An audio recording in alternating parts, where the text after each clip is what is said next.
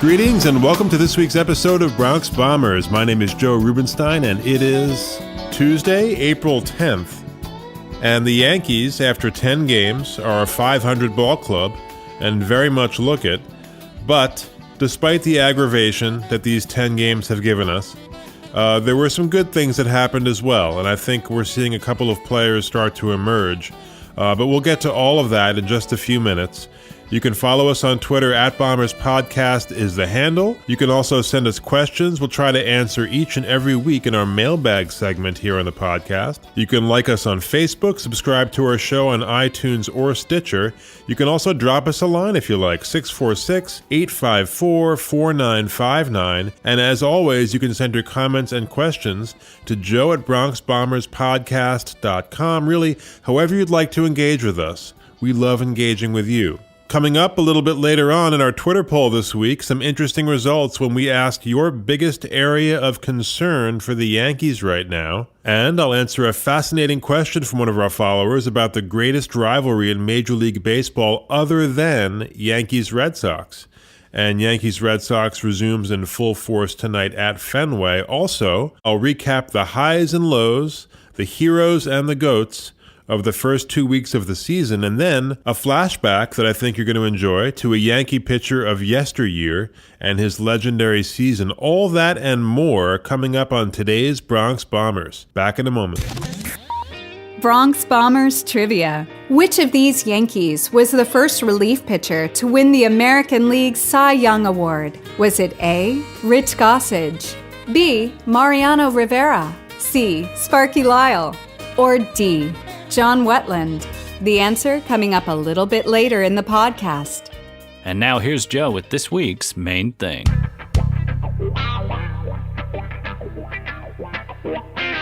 Well, it's been a rough rollout, to say the least, with our big bats alarmingly quiet.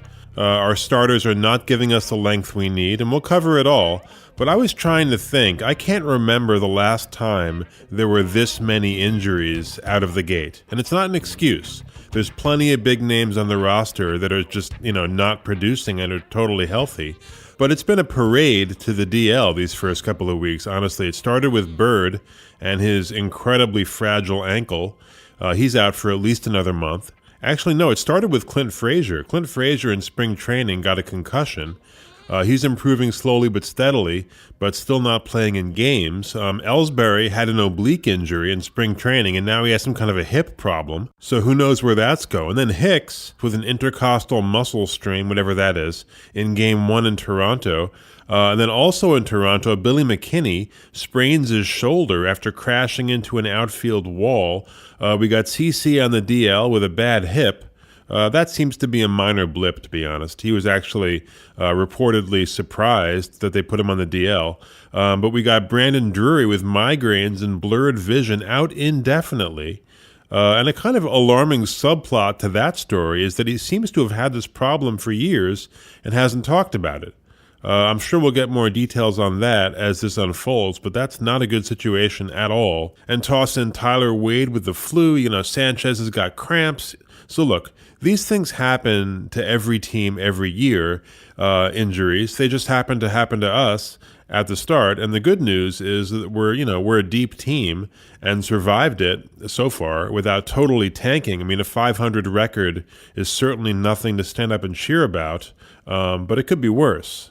And, second of all, none of these injuries seem to be long-term, with the possible exception of Drury. But I thought I'd try something new in today's segment, and let's cue the music. There it is.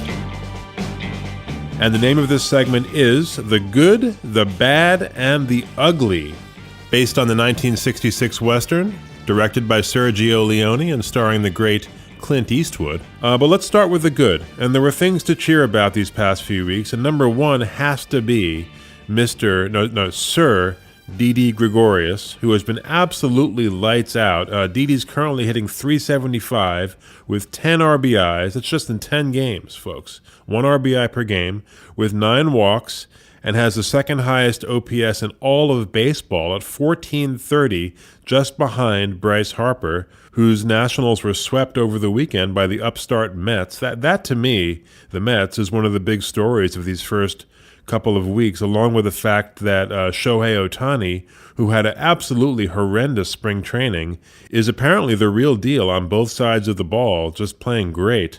But back to the Yankees, Didi, to me, has all the earmarks of a perennial all-star and a team leader, potentially a captain. Comes through when you need him to, which others tend not to. People may not like to hear this, but Judge, for all his value, when he comes up in a big spot, I'm never particularly optimistic. And unfortunately, he contributed to that perception on Sunday when he came up with the bases loaded in the 11th with nobody out, chance to win the game, and proceeded to do the worst thing possible, hit into a double play with a lead runner out at home. But Judge, although he didn't make the good portion of this segment, was actually a runner-up. His OPS is higher than you might think, despite the 13 strikeouts, a number that's dwarfed by Stanton, who we'll get to. But Judge's OPS stands at 938, which is quite good.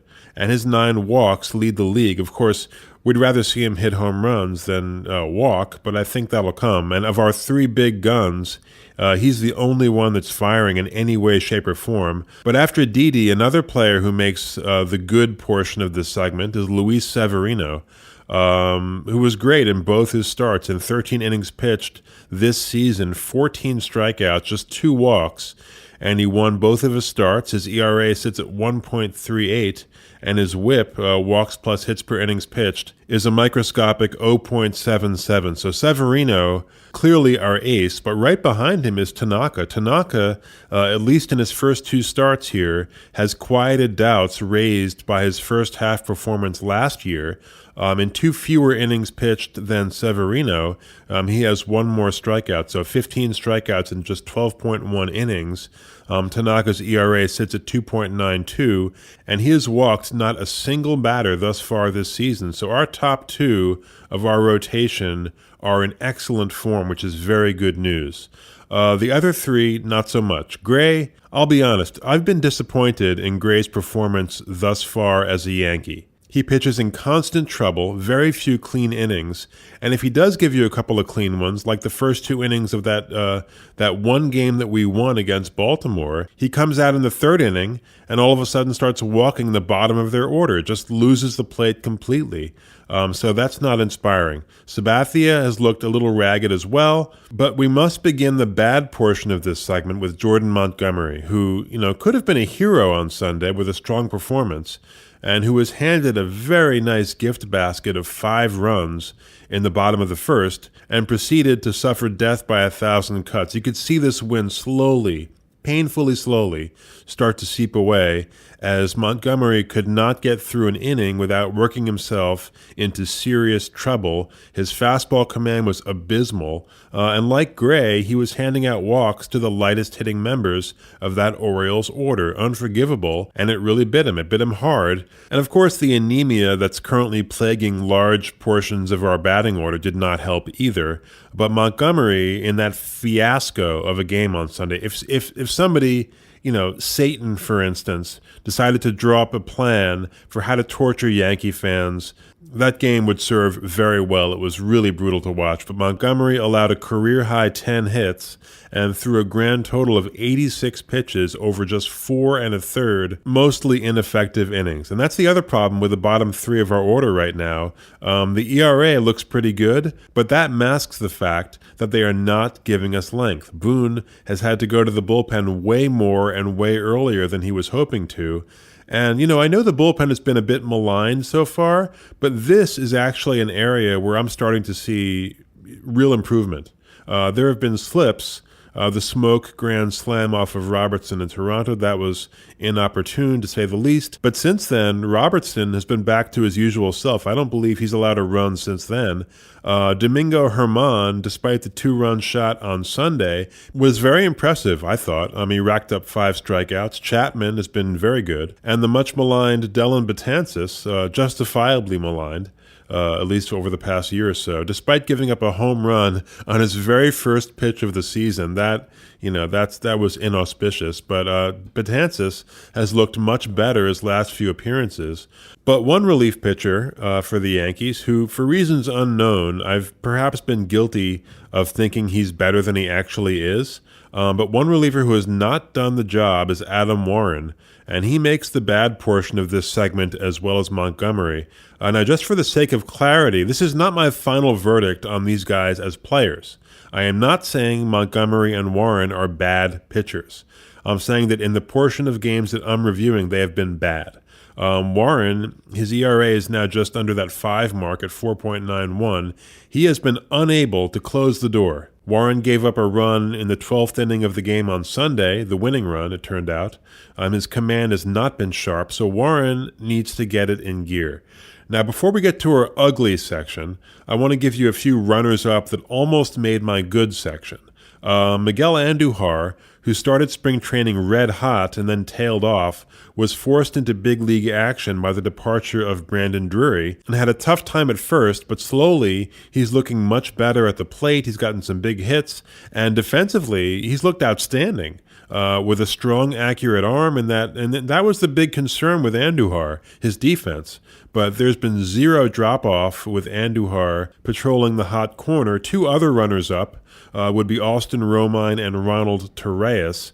I'm sure you remember that last year at this time, due to the injuries to Sanchez and Gregorius, those 2 guys helped us get through April with a winning record, and they filled in admirably over the weekend. Romine with 3 hits on Sunday, his on-base percentage now at .438. OPS over 800, batting average right at the 400 mark. Small sample size, yes, but those are good numbers. And Torreyes can be irritating because his base running can be awful. And in that, he has a lot of company, frankly. The Yankees' base running blunders so far this season have been tough to watch. I think that base running is a lost art in Major League Baseball. I see this all over the league. I watch a lot of other teams. It's the same thing. And Torreyes I like. He gets big hits. He did last year. He did this weekend as well. I know there's been some debate about whether clutch hitting exists. Ask yourself as a Yankee fan if in that bases loaded situation on Sunday with 0 outs and a chance to win the game, if you'd rather see Judge or Didi up in that spot. If you say Judge, I'm pretty sure you're lying. I'd rather see Didi up in that spot 6 days a week and twice on Sunday. Absolutely. I'd rather see Torreyes up in that spot. He gets big hits. And I love contact hitters. I mean, best of both worlds, you have both, right? You look back to DiMaggio. I mean, he could hit for power and average while not striking out at all. Today's player that might be more like that would be Jose Altuve, who can also hit for power and average. But Torreyes, in his handful of appearances, is hitting .357, so good for him. The ugly segment here has to be headlined by Stanton, who I'll get to in a second, but a supporting player has to be Gary Sanchez, who, it should be said, has looked much better behind the plate and so far has 0 passed balls and 0 errors after leading the AL in both categories last year. And in a couple of plays at the plate, he's handled very well, so there's that. But then there's his bat, which is so cold, it might as well be a giant icicle. And this surprised me. This surprised me a lot. He seemed to have his stroke down in spring training, but spring training is spring training. Ask Shohei Ohtani, who looked absolutely dreadful and now looks like Babe Ruth.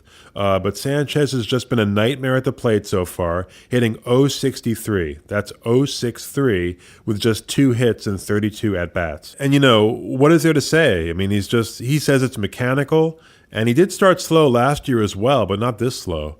And we all know these things can feed on themselves. Hitters start to overthink, they overanalyze, and lose touch with their instincts.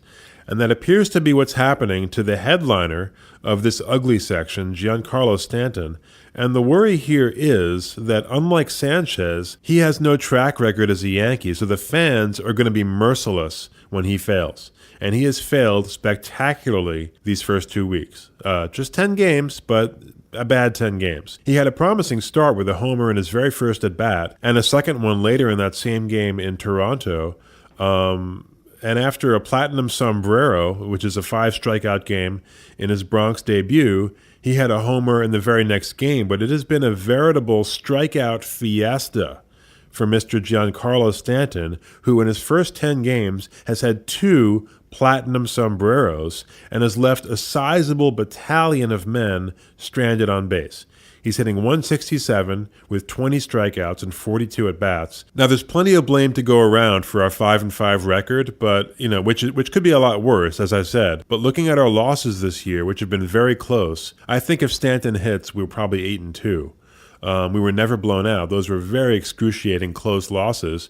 So for Stanton, this is not an attractive storyline when you've got ESPN running entire features about how dismal he's been. I mean, over at ESPN, they've gone through their computerized records and have come up with this. Stanton is the first player in the live ball era to go hitless with 5 strikeouts in 2 games in the same season.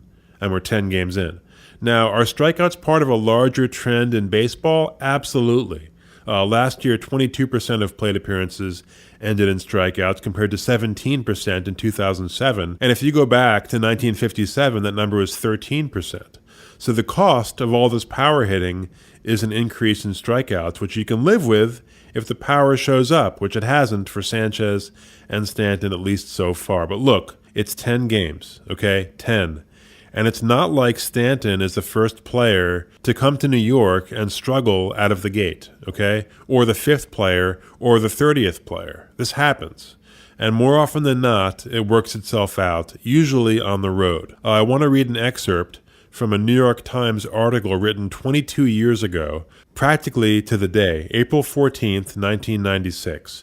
Quote, "The boos and catcalls began when Tino Martinez grounded meekly to second with 2 runners on to end the 5th, and in the 9th, the Bronx cheer was piercing when Martinez struck out.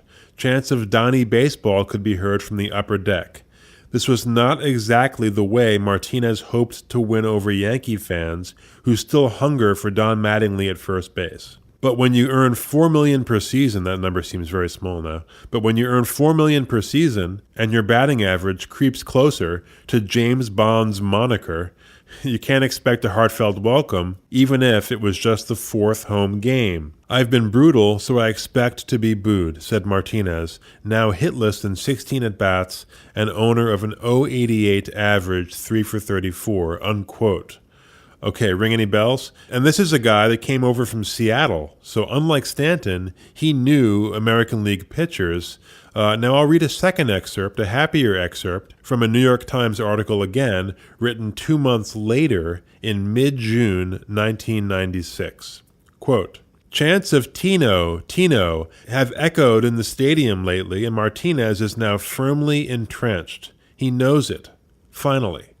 Martinez leads the Yankees with 12 home runs and 51 runs batted in, which is 5 more homers and 2 more RBIs than Mattingly had all of last season. The 28-year-old Martinez is batting .285 after a surge of 26 hits in 71 at-bats, and while he is not as proficient as Mattingly on defense or as a leader, Martinez has not been a liability while making 4 errors. Suddenly, his 0 for 16 start at the stadium, during which he said, 'They booed me, which is fine, because I would have booed myself,' and his 0 for 17 drought, with runners in scoring position to open the season, have been filed under another one of Martinez's frigid Aprils. Suddenly, Martinez has joined Bernie Williams as the player Torrey wants hitting in pivotal spots. 'I'm more relaxed,' said Martinez, who is up to .280 with runners in scoring position.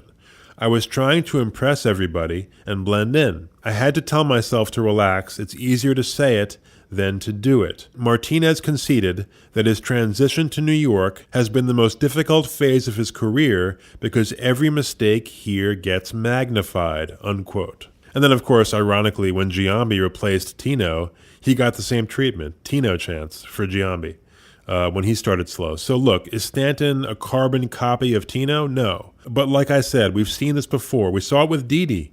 Exact same situation 3 years ago. And here we are a couple of years later talking about Didi as maybe our best hitter. And there's been a lot of heavy weather made over, fans booing Stanton, which I get. I mean, it's not ideal. A Red Sox fan actually came after me on this regard. He got annoyed because I pointed out on Twitter that for all the media hype over the supposedly juggernaut Boston Red Sox, all they've really proved so far is that they can put up runs on the two worst teams in baseball, the Rays and the Marlins. So this guy comes back with, shouldn't you be booing Stanton?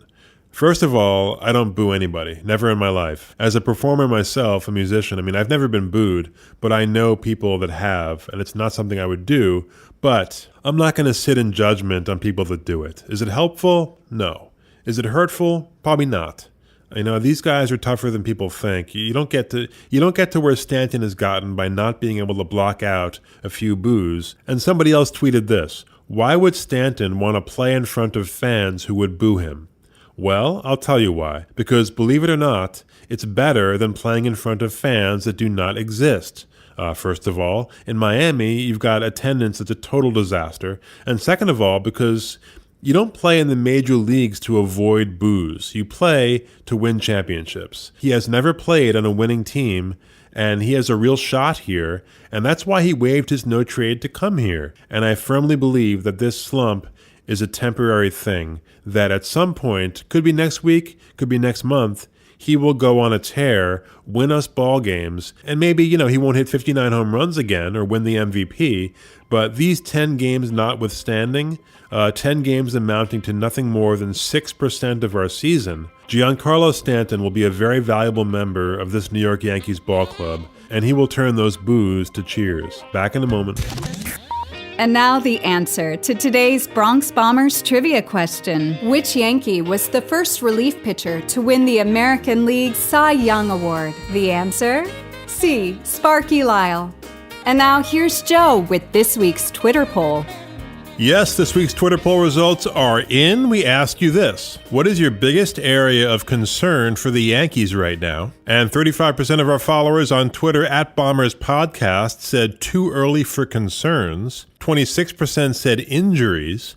21% said bullpen implosions. And only 18% the fact that our big bats are silent. Now, full disclosure, I ran this poll before Sunday's game, which was kind of a new low as far as offensive incompetence. So had I run this poll after that game, I have a feeling that the big bats are silent option may have inched up into the lead. But as for me, guys, it's too early for major concerns. Minor concerns, yeah, all of the above. With injuries, you hate to see guys like Bird and Hicks, both very injury prone, out so early in the season again. And the bullpen, actually, I think, as I said before, I think the bullpen performance has been somewhat underrated. There have been some bad moments, but you really can't blame the 2 extra innings losses against Baltimore on the bullpen. I think the blame has to fall squarely on the big bats not doing the job and stranding just an insane amount of runners. But again, 10 games, folks. That's my mantra for today, at least. 10 games. And, a lot of people are freaking out at this point, but,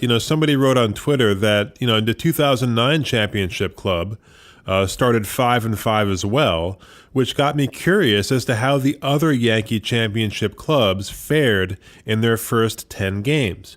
And so, the internet being the beautiful thing it is, I hit the baseball almanac, and lo and behold, there were a handful that started poorly or worse. 2, besides that 2009 championship club, started 5-5. Those were the 1938 and the 1996 teams. Those 2 clubs ended up with 99 and 92 wins respectively.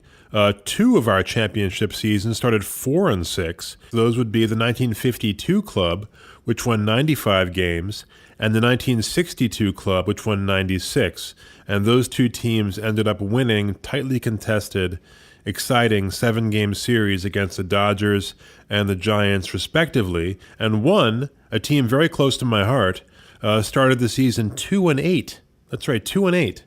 This was the first season I ever followed as a young 8-year-old, and it was a good one. The 1977 Yankees started 2-8. So before people start drowning themselves in the East River and melting down on Twitter and howling at the moon, remember the 77 Yankees, okay? We got a ways to go, lots of baseball to be played, and this is a marathon, not a sprint. All right, from this week's mailbag, our question of the week here on Bronx Bombers comes from Frank in Decatur, Illinois. That's a ways away. Good to hear from you, Frank. And by the way, the email is joe@bronxbomberspodcast.com, or you can find us on Twitter @bomberspodcast is the handle, or leave us a message at 646-854-4959. If you have any questions you want to have us answer on any future episodes, we are more than happy to do so. And Frank writes, I liked your segment you did on the Yankees-Red Sox rivalry. What do you think is the best rivalry in the National League? I'm a Cubs fan, hint, hint. Well, thanks for that question, Frank. You know, I am a diehard Yankee fan, obviously, but even more so a fan of the game. So I don't just live in this ivory tower of the Yankees and the Yankees-Red Sox rivalry. I do recognize that out there in the rest of the country, there are a handful of rivalries that are just as strong and or almost as strong. And just behind those, there are a whole host of other rivalries, some of them quite new because of the advent of interleague play. For example, Yankees-Mets got a lot more juice starting in 1997, the first year of interleague play, as did the Cubs-White Sox. There are others, but the two crown jewels as far as National League rivalries are clearly Cubs-Cardinals and Dodgers-Giants. They both date back to the 19th century, and they both, of course, are a huge draw for these four ballparks whenever a rivalry game is held, no matter where the teams are in the standings. So Frank, my friend, Cubs-Cardinals, which I think you were hinting at there, has a long, rich history, which I'm sure you know better than I do. They've been in the National League together from the beginning. And if you look over the entirety of the last century plus, it's really fairly even, actually, in regular season play, surprisingly even. The Cubs lead the regular season series 1,210 to 1,158. But in terms of championship titles, it's really a long stretch of Cardinals dominance, bookended by Cubs dominance. The Cubs winning the series in 1907 and 1908, and then famously barren for over a century. Although they did actually win a few pennants during those barren years, 7 from the teens into the 40s, although none, of course, between 1945 and 2016 when they finally won it all again. And the Cardinals, of course, have had much greater fortune over the long haul title-wise. Their 11 championships is second only to the Yankees' 27, and they've won the pennant a total of 19 times, with 3 wildcard berths as well. And one of those led to their most recent World Series championship in 2011 over the Texas Rangers, which had one of the most insane comebacks you ever want to see. Equal to, if not better than, probably better than, the Mets comeback in Game 6 in 1986. The Cardinals, I believe, were 1 strike away from elimination twice in that game, in the 9th and the 10th innings, and both times managed game-tying hits, and then won it with a David Freese walk-off in the 11th. But it's a great rivalry, Cubs-Cardinals, and it's striking how many players have actually played for both teams. The Cubs famously traded Lou Brock to the Cardinals in 1964 in a deal which may be the worst of all time in terms of lopsidedness. It's even become a term. If you look it up on Wikipedia, you'll see Brock for Broglio has its own entry. Ernie Broglio was the Cubs' return in that deal, and Brock for Broglio has become a kind of description of any trade that's turned into a lopsided fiasco for one team. But also Bruce Sutter pitched for both teams, as did Dennis Eckersley, and going further back, Dizzy Dean and Grover Cleveland Alexander. And then there was the home run race between McGuire and Sosa, which was kind of a feel-good story at the time, and is sort of credited with bringing baseball back after the strike a few years earlier. Obviously, in retrospect, that home run race was fueled by PEDs. I just saw that McGuire said the other day that, even if he hadn't taken any performance-enhancing drugs, he would have hit 70 home runs. Well, if you coulda, you woulda, right? He didn't. So, all that looks quite a bit different with some historical perspective. But Frank, I'm afraid my vote for greatest National League rivalry would have to go to Dodgers-Giants for a few reasons. The first being that neither has had the long stretch of failure that the Cubs have had. They've been very close in quality a number of years. The Giants at this point have a slight edge in regular season wins, 1154 to 1133. But, this is a rivalry that began in New York, obviously, where the Dodgers were more of the blue-collar team, and the Giants fans were viewed, probably with some justification, as more moneyed, more, well-mannered, more elite.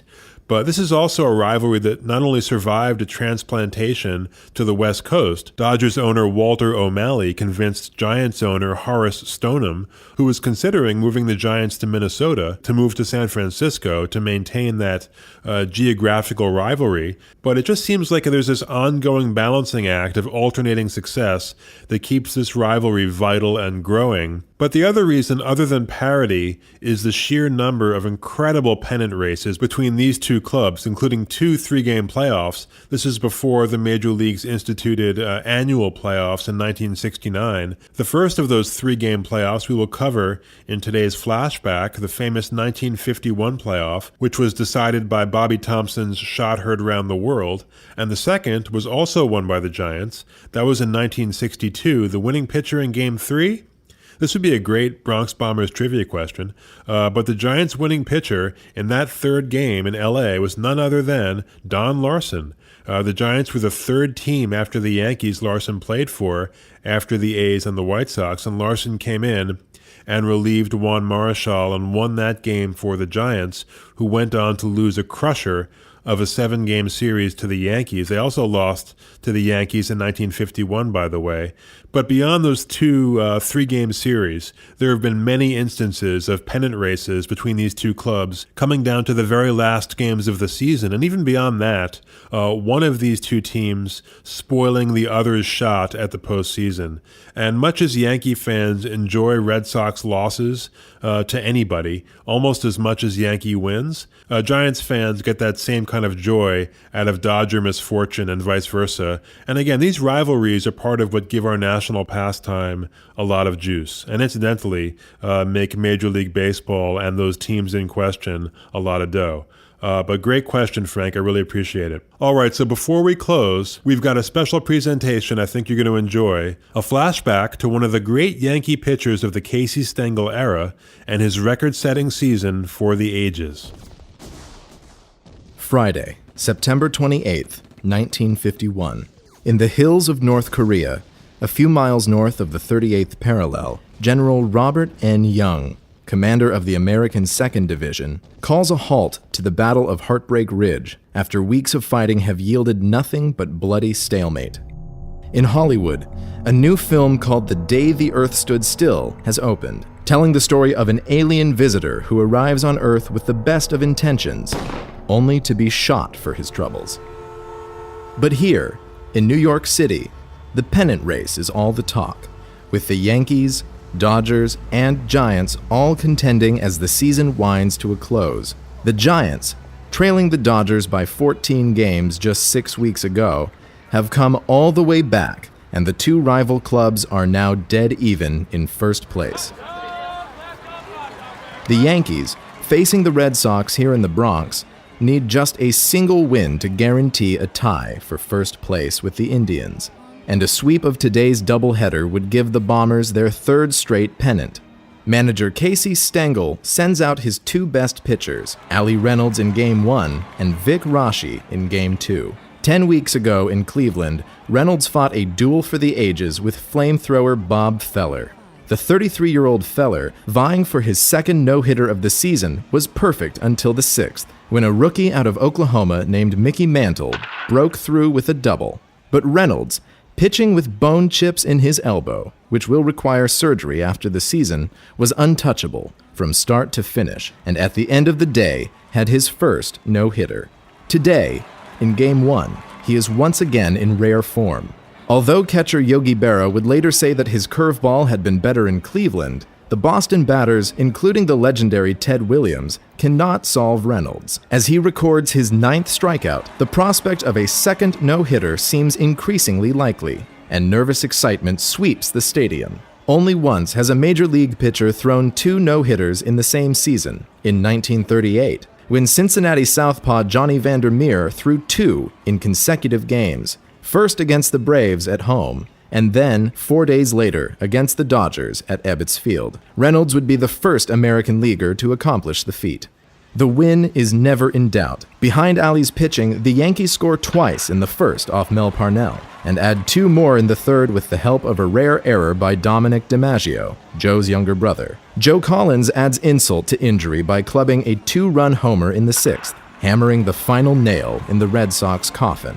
But still, in the increasingly tense ballpark, there remains this business of the no-hitter. With 2 outs in the ninth, an unexpected obstacle arises. Ted Williams hits a high foul behind home plate. The normally sure-handed Berra scampers under it, and just as the stadium is about to erupt into pandemonium, the ball squirms out of his glove, and the chunky backstop goes sprawling flat on his face. Berra is furious with himself, but Reynolds, a good-natured competitor even under the most trying of circumstances, approaches the catcher and says, "Don't worry, Yogi. We'll get him again."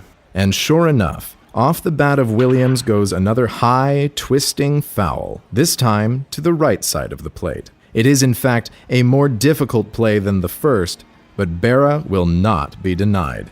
And as he gloves the ball directly in front of the Yankees' dugout, Reynolds, and then the rest of the Yankees, pile on top of him. It seems for the moment that Berra, not Reynolds, is the hero of the day. But the Yankees' work is far from done. In the first 2 innings of Game 2, Rashi is uncharacteristically wild, and the Red Sox touch him up for 3 runs. But then the Bombers swing into action. With Commissioner Ford Frick looking on, they crush the Bo Sox with a 7-run demonstration in the bottom of the second. And from the 3rd inning on, a more relaxed Rashi slips into his typically flawless style. The hammer blow comes in the 6th, when Joe DiMaggio, not to be denied his share of the spotlight, belts a 3-run homer off of southpaw Chuck Stobbs. The Yankees, once again, are champions of the American League. Later, in the clubhouse, shortstop Phil Rizzuto is all smiles. 3 straight pennants. How do you like that? It's almost getting monotonous. A reporter asks Reynolds if he was aware of the no-hitter during Game 1. Sure I was. It was up there on the scoreboard the whole time, wasn't it? Hits, 0. But to tell you the truth, I wasn't too worried about it. After 9 years, winning games, and staying in the league, that's what counts. DiMaggio is asked about his future. He replies, "I honestly don't know about next year, boys. Right now we have some unfinished business, the World Series. And to be honest, I don't really care whether it's against the Dodgers or the Giants." Wednesday, October 3rd, 1951. The National League champion will be crowned today, here at the Polo Grounds. It is the final contest of a hard-fought 3-game series between the Giants and the Dodgers. This first ever nationally televised game is being watched by millions across America and heard on the radio by even more, including thousands of American servicemen stationed in Korea, listening in on Armed Forces Radio. With 1 out in the bottom of the 9th, the Giants trail the Dodgers 4-2. Third baseman Bobby Thompson comes to the plate with 2 men aboard. He's had 2 out of 3, a single and a double, and Billy Cox is playing him right on the third base line. As he leaves the on-deck circle, Giants manager Leo Durocher calls out, "Hey Bobby, if you ever hit one, hit it now." 1 out, last of the 9th. Branca pitches. Bobby Thompson takes a strike called on the inside corner. Ralph Branca's first pitch is a called strike. Bobby hitting at 292. He's had a single and a double, and he drove in the Giants' first run with a long fly to center. Brooklyn leads at 4-2. Hartson down the line at third, not taking any chances. Lockton without too big of a lead at second, but he'll be running like the wind if Thompson hits one. His second is a fastball, high and inside. Branca throws. There's a long drive. I said it me, I believe. The Giants win the pennant. The Giants win the pennant. The Giants win the pennant. The Giants win the pennant. Bobby Thompson hits into the lower deck of the left field stand. The Giants win the pennant, and they're going crazy. They're going crazy. As the Dodgers begin their long walk to the visitors' clubhouse under the center field bleachers, Jackie Robinson watches Thompson run the bases. After making sure he touches every base, then and only then does Jackie follow his teammates off the field. Thompson disappears into a mob of jubilant teammates gathered at home plate. The Giants win it by a score of 5-4, and they're picking Bobby Thompson up and carrying him off the field. But in this game of baseball, glory is fleeting. The Yankees go on to defeat the Giants 4-2 in the World Series. Mantle's first, DiMaggio's last. In Game 4, at the Polo Grounds, Allie Reynolds outduels the barber, Sal Magley. And Reynolds, a good hitting pitcher, drives in a run for good measure. It is the Bombers' 3rd consecutive title, and they'll do it again next year, and the year after that. In later years, Reynolds will play down the significance of his double no-hit season. The truth is, a no-hitter isn't really the best standard to judge a pitcher. A lot of this game is just dumb luck. I pitched 4 games better than those 2 no-hitters and lost 3 of them. Friday, December 30th, 1994. 4 days after Allie Reynolds' passing, a memorial service is held. 2 large portraits flank the casket. One shows him in Yankee pinstripes, the other in full Native American dress. Allie was a member of the Creek Nation and a proud Native American. DeVere Pearson, an attorney related by marriage, delivers these words.